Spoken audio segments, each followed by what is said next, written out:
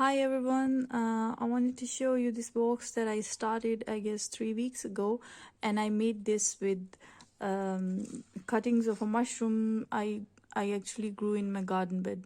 As you can see, there are pinheads.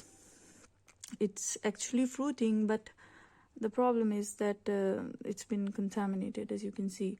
Now it shouldn't have happened, but it happened because I actually opened the container once during the whole colonization period, and after a week today I saw that it was pretty contaminated, but still it's going to give me fruit, at least one good fruit before it goes, and I'm gonna have to throw it into my garden bed and it might keep producing there. But yeah, for now it's an absolute goner.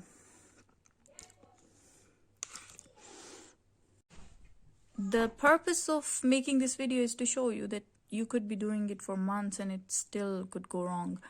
As I did all the processes right, I sterilized everything, even the substrate. I sterilized the mushroom cuttings, I sterilized the box, my hands, everything, but still it went wrong because it wanted to.